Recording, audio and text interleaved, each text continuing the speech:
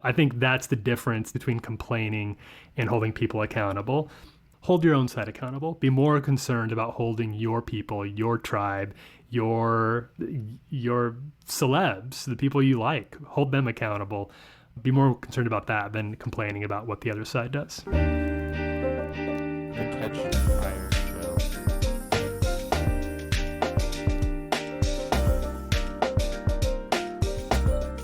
We're back with another episode of the Catch Fire Show. Today, we actually have one of my best friends joining us on the show, Tyler Huckabee. Tyler's current vocation is the senior editor at Relevant Magazine, and he has worked for them for a while. He is also a prolific author and speaker, and Tyler and I have known each other for most of our lives, and it's just great fun to be able to introduce you to these people that have had such a great impact on my life. If you're ready for hearing for somebody cooler than I am and much more well-spoken, keep it tuned in here to listen for Tyler. As is our custom, we're talking about a book in season 2 for each episode. And today we're going to talk about a book called When Breath Becomes Air. When Breath Becomes Air. And it's a memoir by Paul Kalanithi, and it was published after his death by Random House in 2016. Paul was in the last year of his neurological residency at Stanford University when he started to experience negative health changes, and he ended up battling stage 4 metastatic lung cancer. And this was somebody that was top of his class, an amazing neurosurgeon. And so he went from training to be a surgeon and doing surgery and all that kind of stuff to actually being the patient in very short order. I think it tells us a lot about suffering, and going through suffering is something that for some of us is very close to home, and we don't really need to learn much more about it because we've had it happen to us firsthand. And then some of us, we haven't been accustomed to suffering, or suffering hasn't been that part of our life. And I think this book has helped me think through suffering and think through it from a very practical perspective, because this is somebody that was excellent at their craft. They helped other people suffer less, and then they also are encountering suffering such firsthand ways, so from different perspectives. And I think challenging us all, especially in the West, as some of us have many advantages and conveniences and comforts, to think about how suffering presses on our lives is very valuable. So the book, When Breath Becomes Air, I commend that to you. You can find it on Amazon or all those good places. We'll be right back with Tyler.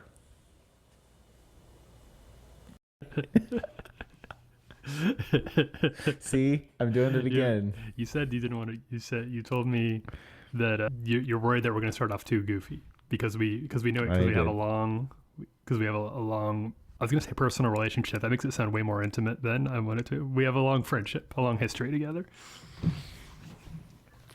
I did deliver your first dog to you one Christmas many years ago. Yeah, that's right. I don't think I knew that you had that until now. I really didn't. I was just riding in the car with the dog. Okay. It's more of a role than I had for Teddy. Yeah. He did. Mm-hmm. Well, thanks for joining us today. This is our some amount of times more than one that we've tried to record this, depending on how you look at it. I think we've just been laying groundwork for the real conversation, which starts today.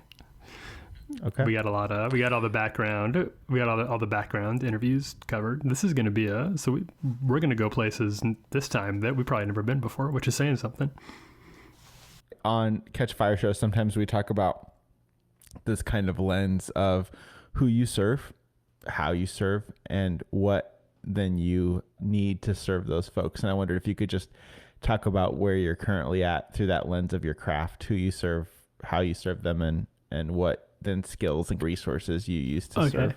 So whomst I serve, I would say I try to serve or the tribe, I guess you would call it, is pretty much towards the American faith-based audience who feels like they're going crazy because they don't see their faith reflected in the culture around them. And I try to write to those people to say you're not crazy and provide them with the things that make them feel a little less alone. I would say how I serve is through mostly through my writing at Relevant, and my writing and my editing at Relevant, by uplifting of other voices and helping other people who have something important to say, have a platform to say it in. And the resources and tools, is that the last question that I used for that? Definitely obvious. I mean, writing, obviously, but I do think that social media is a big part of that. And I've tried to be pretty intentional about incorporating that into, because I know how much it means to me to see social media accounts that are like, oh, I'm not the only person who feels this way. And I can just I can see that just whether it's on Twitter or Instagram, or even sometimes now on places like TikTok, to see something out there that just makes me feel a little less alone is important. And I do try to use those tools. I wish I was better at some of the emerging stuff. The TikTok videos are so fun. I feel like I enjoy them a lot, but I feel way too old. That's a young man's game. I can't, I haven't been able to adapt. It seems like the most recent trend is to record yourself pointing in different places, and then you put text there. So you could there's a little dance behind, like people get no, not like the ones I've been seeing from people recently. It's like they'll want to try to market something, and so they'll have a song going on, and then on the beat they'll point. Yes. And then they'll put a text some sort of text there about what it is. Yeah, I totally, and I feel like I could probably do that. That feels like it's within my ability, my limited video editing abilities. I just haven't done it yet. Video feels way more nerve-wracking to me. It feels because you can't. I don't know why. I feel much more on a stage if there's a video of me out there than I do with just words. In the throat, if you will, of the pandemic, right when it started and everybody was quarantined for the first several weeks, I did 4 TikToks. Okay. And one of them was to mirrors Justin Timberlake. Yeah. And I got a little traction on there to the point of 30s on TikTok. I didn't know. I had no idea about any of this. Maybe we'll put it in the show notes. It might be a little scary, but anyway. And just to clarify the who too, you talked about people who feel like they're going crazy. And I just want everybody that's listening to put in the right category. There's people that are crazy currently. Yes. In a faith-based quote audience. Sure. And you're not talking about those people. You're talking about people that feel excluded by the people that are crazy. Right. I think that for me at least, and you hate to, I don't want to base the whole thing on politics or talk too much about politics, but I think that in 2015, 2016, when you started to see this white Christian sort of confluence around the president, the now president, a lot of people, including myself, were really baffled by that and continue to be. I'm less baffled now. I think I at least understand what happened, but it took a long time for me to try to wrap my head around why these people seemed to be flocking to this guy, and people who had always told me that they would never support anybody like this suddenly were not only supporting but would go to the mat would take a bullet for the guy. It said he was the only. So my writing about that was a lot of me trying to process this, and as I kept writing about that, I kept finding more and more people who related to that, who were grateful for that, who'd been very hurt by what they were seeing. And I think hopefully I've heard, and it's been very gratifying to hear people express a lot of gratitude for me saying, I do believe there's a world still for Christians like myself who don't. And I just don't, I don't just want to be anti-Trump. That's not the world I'm trying to build. I'm trying to build just a world that is beautiful and is true and stands for virtues and intellectual rigor and truth and wit and generosity and service. And I think that world exists, and it's small, and you're not going to get very close to the seats of power by living in it, but it's a much better way to live. And I appreciate you and your contribution instead of complaining. I know sometimes we're all It's hard tongue not in cheek, to. but it's hard not to be. But I appreciate you contributing to a future instead of just trying to tear down. I get worried about that sometimes, lately especially, with there's a whole generation who's coming of age defining thing about their civic identity is that they don't like Donald Trump, which is very understandable. There's a lot of things not to like about the guy, but it makes me worried that when he goes away, what do you have? Because he will someday, whether in November or 4 years or down the road at some point, he's not going to live forever. And then what do we have left? And I want to make sure that the community that is building around can learn to pivot from just being never Trump, anti-Trump, to something that is positive. And that can look like a lot of different things, but it needs to look like something. And I'm worried right now that it doesn't, there's not a lot of there. Yeah. And so we talked about this a little bit in our, as you labeled it, the background interview yesterday. So just to let everybody in on what happened, the power went out, like a transformer blew in your neighborhood. I almost had a heart attack. It sounded like a bomb went off. I'm really glad you didn't. So we thought, I was being goofy anyway. And so we thought, okay, let's reboot a little bit. But we talked a little bit about this concept of referencing space and connection and all this kind of stuff. As I think we both work in digital spaces, doing a lot of things that are technology enabled or web enabled. That was always a little murky. But then in 2020, when a lot of our physical gatherings are not possible with COVID, that even gets more kind of meta, the thought of space.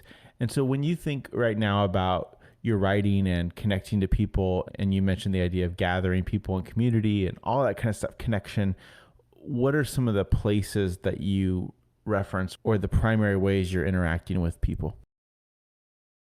I think that the primary way that I always want to interact with people as much as possible is I want to maintain a really human element. I'm not inspired by the idea of being a brand or having a brand. So I hope that when people, the spaces, the digital spaces that we're interacting in, I hope that those feel very human to people, and people get an idea, not just what I think about things, but also what my life is like and what I'm interested in and where I live and who my friends are and what my family is like here and my wife and my dog and my neighborhood and my hobbies. I think that is going to do a better job of I think that creates real space, real digital space that can be not a substitute, but at least a decent proxy for a real friendship, a real human interpersonal friendship. Does that make sense? Because I think that otherwise what you get is not a space as much as just an audience, a concert where you're just talking at people the entire time, and that we have enough of those people. And I don't think that is that's particularly helpful. I think it can help provide people with some things to learn. Audiences pick up good things from people who talk at them, but I want to make sure that what I am using my writing for is not just to yak takes out there, not just to yeet takes into the ether, but to share a little bit of my heart and my hurts and things that I like and the nerdy things that I care about and stuff like that. And I think that's what a real space is, as opposed to just, I miss the days of social media when you were just like sharing pictures of brunch. Like people made fun of that a lot, but at least it was something that felt like a real image from someone's life. It felt like something that had some actual personality to it and said something about them. And that might be, I think we lost something when we shamed that away from the social media context. Oh. Like it was just like too hoity-toity to have brunch? Yeah, I understand that brunch is the meal of the privileged.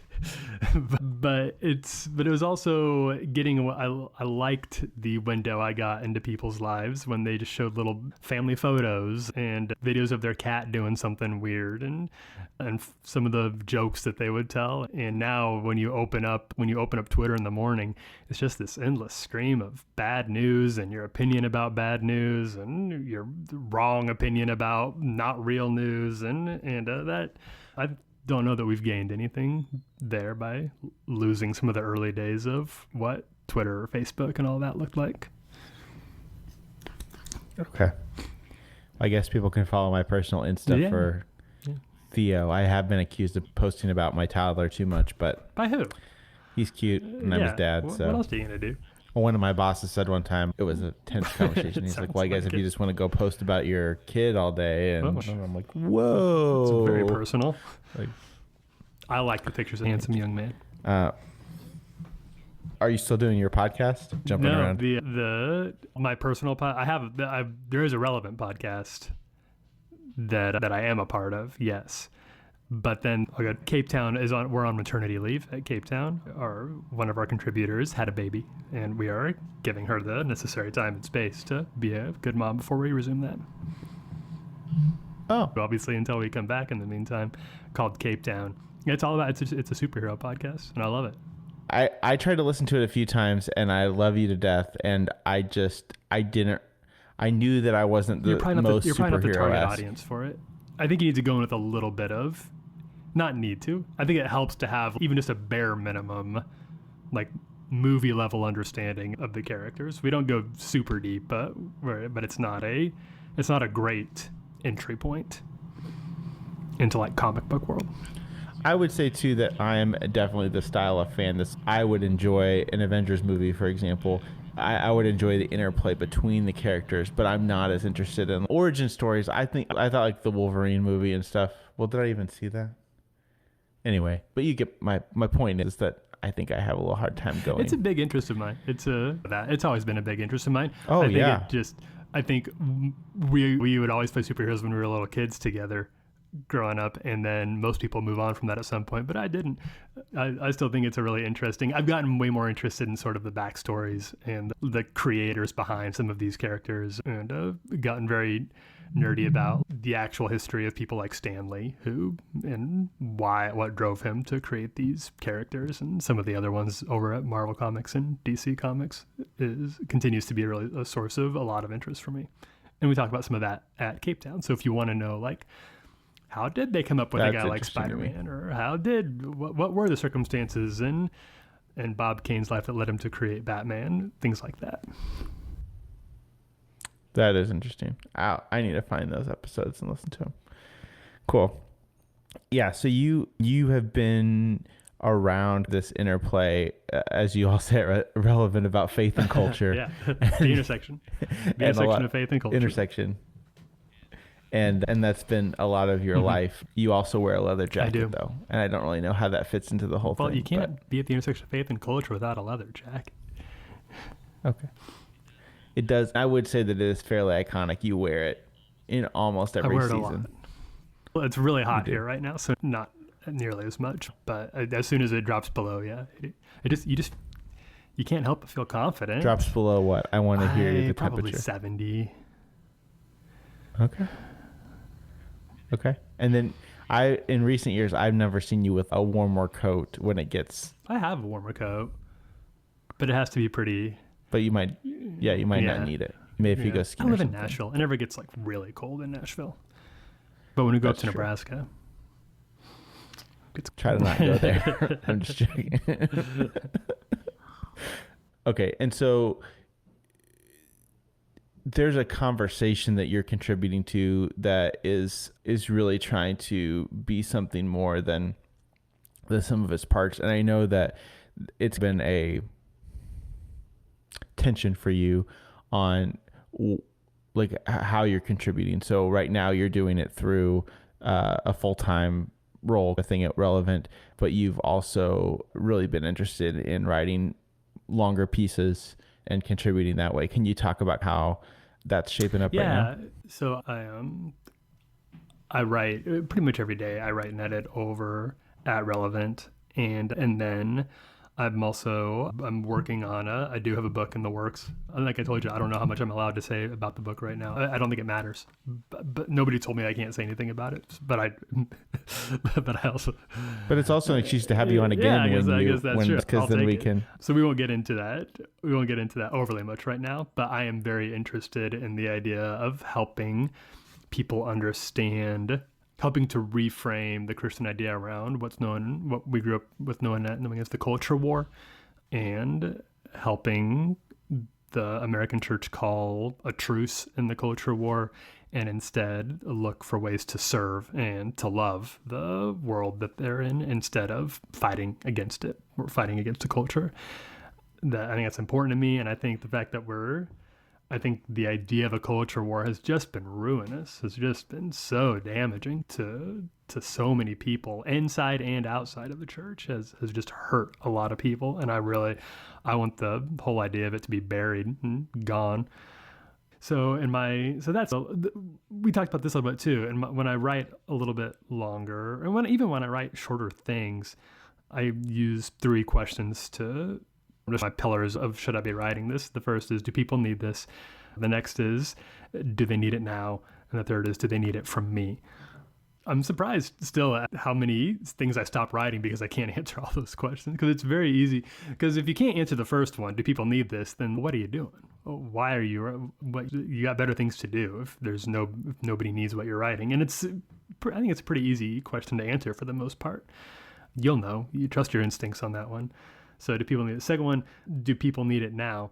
I think that's also really important, because I think that it's easy to want to have a quick take on something. I think there's a prioritization of responding and reacting really quickly, even if you don't have all the information, or even if you might think you have all the information. But if you were to take just a little bit of time to dig into what was actually going on, that there's a lot more to it, that you need to take time and maybe let the story that you're trying to tell play out a little bit. See where you're going with it. You don't want to put something into print that you can't take back and realize that you got it wrong because you didn't take the time to get your facts straight. So do they need it? Do they need it now? And then finally, do they need it from me? Here's a difficult one. This is very tough, especially for creative people, because we tend to think that people need everything from us. And it's really important to bring a humility into your creation and say, is this even if I'm right, even if this is a good thing, am I the right person to deliver this message? And instead, is this maybe something that if I have a platform, if I have a megaphone, is this something that I should instead be offering to somebody else so that they can tell this, because they could tell it better than I could with a more lived in experience? This comes up in conversations, especially for me. I'm a white guy. So conversations about gender, about women, conversations about race, which there's a lot of in America right now. Obviously, I have opinions about all of those things, but a lot of times these things would be much more powerful if they could come from somebody who had a better lived experience in there than I do, and somebody who's probably been historically marginalized, does not have as many opportunities as I've had to tell these stories. So that's an important one to answer too. And if you can answer all 3 of those questions affirmatively, then I think you probably got a good creative project that's worth your time and energy. Those are good things to think about when you're doing a lot of things. Yeah. Like when you're contributing a lot of work. Those are really good questions. And I think that need it from me too is and hopefully I don't put too much stuff on social media that and maybe an example to me was when Chadwick Boseman died.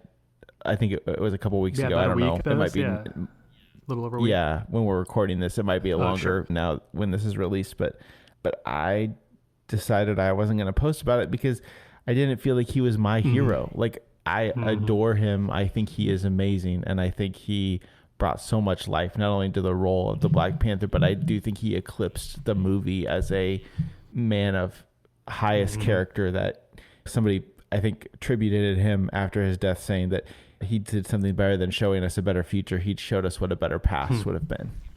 And all that stuff I agree with.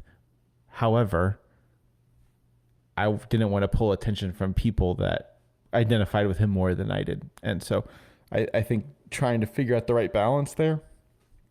It's really I think hard. it's really tough, and that's a really good example of, because when a celeb dies, everybody wants their voice to be like, oh no, and more, and of course, because it's sad. But I think there's a lot of value into understanding that it feels like every tragedy is personal, because you can see people grieving in real time, but it's just not the case. And so knowing when to shut up right now is just tough with everything. So having those questions, I don't anymore, but I used to have them on a sticky note over my laptop, and it's not a bad idea. Maybe I should do it again.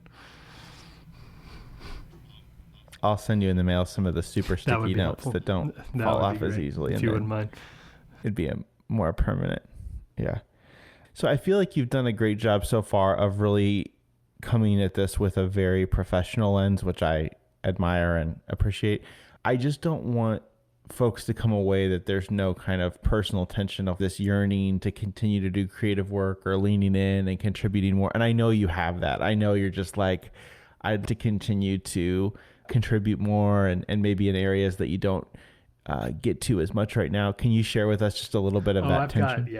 I've got all kinds of stuff that I would love to, but something that I would really like to do that I've always, and I think that you know this about me, is I've always thought it'd be really fun to get into screenwriting. That's something that I love movies, I love television, and I've got a few ideas for them that I think would be really fun, and I just don't know anything about that world, but it's something that when I sit around and think about, wouldn't it be cool if I could blank, that's something that comes up pretty quickly and easily. And especially it's hard because for Relevant, I have the opportunity to speak with a lot of writers and sometimes talk to actors, people who write screenplays. And I enjoy listening to them talk, but it also can be very beguiling because I can be like, oh, I could do that. That doesn't sound that hard.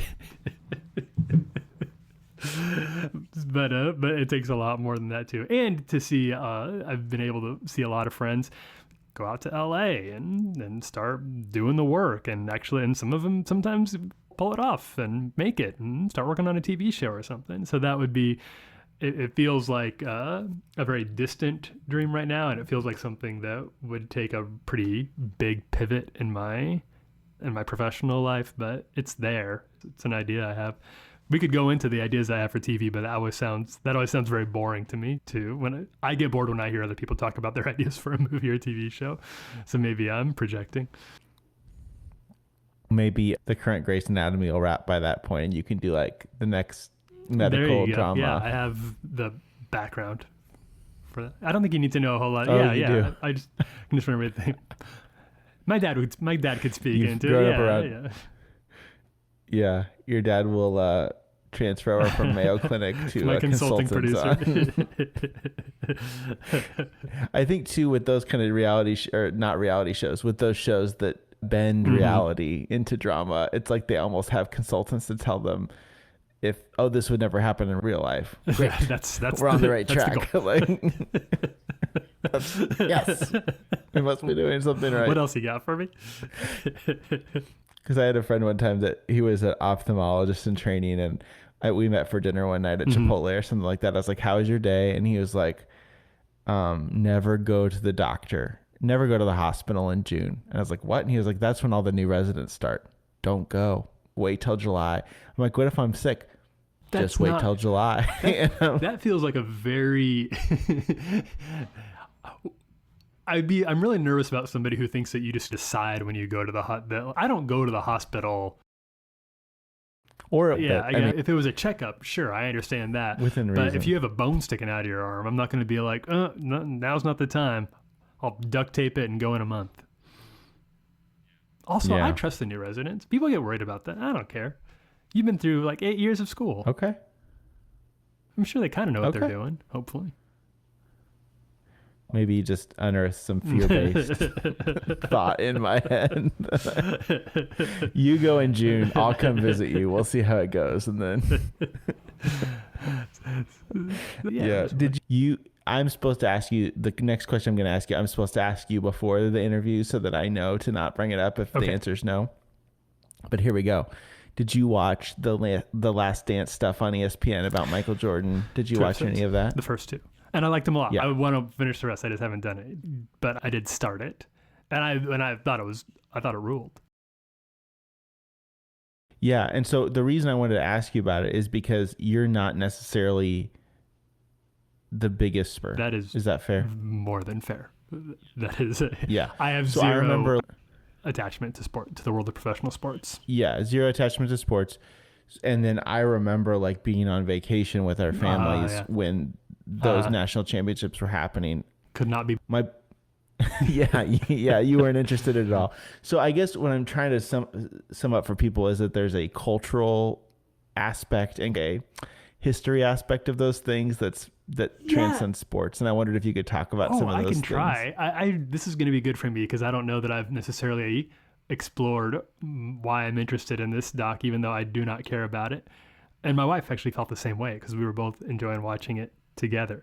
I think for me, that it has to do with, I like big communal conversations. I like things that get the whole city, state, country riled up to talk about the same thing. And so when it's a big deal like the Super Bowl, I do enjoy stuff like that, or a national championship or the World Cup or whatever, because it feels like you're all a part of something and you don't get a lot of opportunities like that. So I don't care if it's I probably feel more attachment to like when it's the Oscars or when it's like when there's some sort of big move. It was really fun when the Black Panther came out, and it felt like everybody was talking about the Black Panther. That was just a cultural reset and I loved it because that was right up my alley. But even looking back at something like the Bulls run, it's really fun for me to see something that had that big of a cultural impact, because I just like things that bring people together at that huge level. And I feel like you're leaving Scottie Pippen out of this because he felt like it was all about Michael. And I understand that. And I feel really ill-equipped. We're going to really quickly get past my level of comfort in talking about sports here. But you see what is what I'm saying making sense? I think that's I like the cultural, I like the cultural conversation, and I like watching stuff about that. And I like watching anything that's about like the best ever. That's just always fun to watch people talk about somebody who was at the absolute top of their game. It's just fun to watch the lights come on in their eyes when they talk about watching Michael or Scotty or Rodman early on in their days and realizing they were watching a star in the making. That's fun. Yeah, I would say, so that's me. I would say if you can't like sports less than I do, and I'm enjoying this series. So if that's you too, then I would say give it a shot. It's on Netflix now, I think. Yeah. It's really good. And I was going to say too, it's you talk about the best ever, like now you're watching some folks that are going to go down in history as some of the best ever. At the time though, it was like, they're probably going to be good. You hope they win, or if you're invested, but also like people like Dennis Rodman, he was almost a cultural icon outside of basketball, completely independent of his skill. Volition. He would have been, he feels like he would have been notable and continues to be pretty notable even today. Like he's been behind the Iron Curtain over there in North Korea, and he knows more about what's going on in Kim Jong's than we do. So that's crazy. That's a very big deal. And I think that it is interesting to see. And I think that kind of still happens. Everybody has an opinion about LeBron, whether or not you have but maybe it doesn't happen. And maybe like Steph and some of those guys, like in 20 years, could you make a documentary about the Golden State Warriors or something like that? I suppose. Maybe the breakup in Miami a few years ago when everybody was in Miami and then they left. Yeah. Especially if Miami goes underwater at some point. It's like the things that happened in Miami right before it went underwater. Yeah, the last dance is already taken, so now it's like the last hurrah. Cool. And then what do you, when you all are talking and writing and thinking and following these trends, and obviously a lot of times you're trying to bring light and bring depth and nuance to current events. But as you're looking forward and just the mess that's going on right now with COVID and politics, and the election in November is too easy. So let's look past that. What are some of the things that you're seeing, for good or for bad, that you're wondering, could this happen? Or like, what are you looking in the future that you're thinking, oh, this is going to be how this out? Oh, that's a good question. let's leave the election out of it for now. Some things that I would be interested to know about. I'm interested to see what the next 10 years of the climate debate are.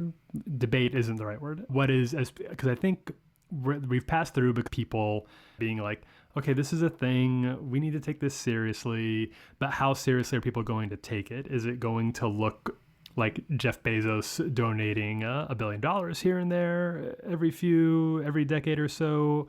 Is there going to be systemic change, or is it going to be, is Greta Thunberg just going to have another rally every 5 years and people keep demanding change and politicians like pat her on the head, but nothing really happens? And because I think that's really important. And I think that there is a generation who's about to start voting who cares very much about that. And I don't think they're going to take half measure. I think they'll start voting people out who don't commit to taking things very seriously. I think that'll probably become, on a much greater scale than it is right now, a very defining issue of the times. It could end up being, I think, in some ways, for a new generation, what the abortion debate was for the last one.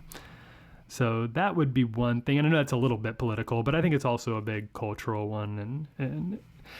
And then, yeah, the post, it impacts a lot of people. And I think that because of social media and increasing globalization, there are more people aware that this is no longer a distant problem. It is a current problem. This is having effects on people right now and in many parts of the world. And so something's going to have to change there. You can't just keep putting out bushfires at a new record degree every year and eventually not start to think maybe we should do something about this. I hope. So that is one big one. It'll also be really interesting, I think, to see what the post-COVID, what are we going to take from this time that is going to last into the future? Are masks going to be part of the new norm when we walk around? Or is Zoom going to be part of the new norm for communicating? Are we ever going to go to a concert again? So. I mean, I miss it. I miss it a lot. I live in Nashville. I miss concerts are part of the it's in the blood around here, but I haven't been to one since before all this, and I won't be going to one anytime soon. But I don't know. That's a good question. I don't know. I guess I don't know what to predict. I don't know what it's going to look like. I'm worried. It's hard not to be, because I think that there's a lot of bad things that are happening right now that are in the bones in a way it's hard to, nothing about what's going on right now that's bad is going to change because of an election. These are all things that, with roots that run a lot deeper, and knowing how to handle those things and to fight for something better is going to take a lot of work and a lot of leadership and this is something that I've been thinking about that I would like to see become a bigger topic of conversation. I think nuance, I'm not going to disparage nuance. I think nuance is important. Obviously, there's not a lot of it, but I think that we have talked about nuance. A lot of people have stressed nuance and seeing both sides and trying to find the middle ground so much that we have sort of sidelined the idea of that it's almost veered into relativism. Nuance has become an easy way to not take a position and not have a real belief.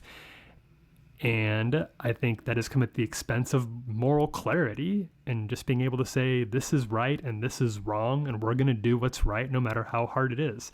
That seems like something that we're just not seeing from a lot of leadership. We're not seeing from people that we grew up idolizing, looking up to. And so I would hope that the past few years have shown how important it is to have not just nuance in conversations, because nuance is good, but moral urgency and a belief in a real moral universe outside of what's expedient, to choosing to do big, brave, cool, difficult things for the good of the planet, your community, the people you love. So I hope that is a little more, I guess that's esoteric for what you asked, but it's something that I would really like to see happen. This is another hard question, but when you're talking about the moral clarity and stuff like that, like it's interesting that oftentimes when you learn that real courage or real moral clarity, things that you're talking about, are expressed, you might not see them in real time. So like, again, to use the Chadwick Boseman as an example, all that stuff that came out that people were being very hateful to him as he lost weight on social media, assuming that he was doing drugs when he was really, and he didn't come out and set the record straight at all. And it wasn't until after his death. And I guess what I'm trying to say is like, you even said earlier you were against branding and stuff like that. So it's like, it's so easy, right, to just be what it is today, or people are going to forget, or the news cycle is going to change. It's hard to use courage, and even when you do that, it's not everybody's going to agree and stuff like that. And so I guess what I'm saying is, and this is almost an impossible question to ask, but how do we find people that have cultivated courage and how do we know that's there either behind their brand or in spite of some kind of public brand? Like where is that accessed and stored in 2020 in a That's a great noble question. way? That is a really hard thing to do, and I don't know that I have the perfect answer for it. I think that it is important to, I think you can only really be sure of that, 100% sure of that, with yourself and the people around you in your own life. Like if you're talking about 100% sure that these are people of conviction and integrity who I love, obviously I believe that, and people like let's use Chadwick again, that the stories we're hearing about him are true and he seemed like a good guy. But in terms of what I know, I can only know the people in my life and myself for sure. And that's why I do get a little bit concerned sometimes with stan culture, where you start to, whether you stand any politician, either side of the aisle, or influencer or media personality or whatever, be it Nancy Pelosi or some Twitter famous people that are on there. I get a little nervous about sometimes how much people will ride or die for these people, because I don't think that's what, I think that especially for people in positions of power and influence, we don't stand those people. We try to hold them accountable. We try to hold them, we should be holding them up to high standards. We should be saying, if this is what you say, if that's true, then make sure that you're living like it and hold them accountable when they don't do it. And that goes for Mitch McConnell. That goes for Chuck Schumer. That goes for Alexandria Ocasio-Cortez. That goes for Pierce Morgan. You name it. These are people who have huge platforms. And that's why I'm not maybe as concerned. This is a whole nother conversation. That's why I'm not as concerned about this whole cancel culture boogeyman that's brought up a lot. Because I think that people in places of position and influence should be a little worried about losing those things because they're not entitled to them. And if they mess up, then those things should be allowed to go away. Okay. To double back on a couple of comments you made, one was in the last thought, and then one was earlier in the conversation. And this is again almost an impossible question to ask, but what's the difference between complaining and holding people accountable? I think that I get a little bit tired, and I'm calling myself out here too because I'm guilty of this, but I get a little bit tired of the reply guys on social media who just every single time the president says or does anything, they're immediately on it. Excuse me, sir. How very dare you, my good man? Have you ever read the Constitution? He's not listening to you. It feels good. I know it feels good. And sometimes you do it just to stay sane. And I understand that. I do it too. But I think that this complaining, what we can call it complaining, I think it is building sort of a symbiotic relationship for a lot of people who they just instantly react with moral outrage, justified moral outrage to every single thing that the president or the Republican Party or the Democrats, this happens to the other side too, right? This happens both ways. But you don't know how to define, you're not working towards a greater good, and you're not obeying those three rules we talked about earlier. Do people need this? Do they need it now? Do they need it from me? For sure. I think as a rule, I try to make sure that at least 70% of the takes that I do online are directed towards my own community, my own people, that I'm doing a good job. And I think that resists the gamification of these conversations. So you're not just rooting for your team, but you're actually actively trying to hold your own side to a higher standard. And that's not going to make you as many friends. You're not going to get as many retweets. You're not going to build your follower account quite as high. But it's more important because those people have to listen to you. And it's uncomfortable, but if you can't see anything wrong on your side of the cultural, political aisle and can only call out the other side, then what are you even doing? What's the point? So I think that's the difference. Do you see what I'm saying here? That's the difference between complaining and holding people accountable. Hold your own side accountable. Be more concerned about holding your people, your tribe, your celebs, the people you like. Hold them accountable. Be more concerned about that than complaining about what the other side does. Thanks to Tyler for joining us today. And one of the things that stuck out to me since we've recorded this interview is just those 3 questions. Do people need this? Do they need it now? And do they need it from me? And I've started to apply those questions to the podcast. And often I'm not the best person. And then letting it go if the answer to any of those questions is no has been something I've been challenging myself with. If you enjoyed today's podcast, consider leaving us a review on Apple Podcasts or wherever you're listening to this.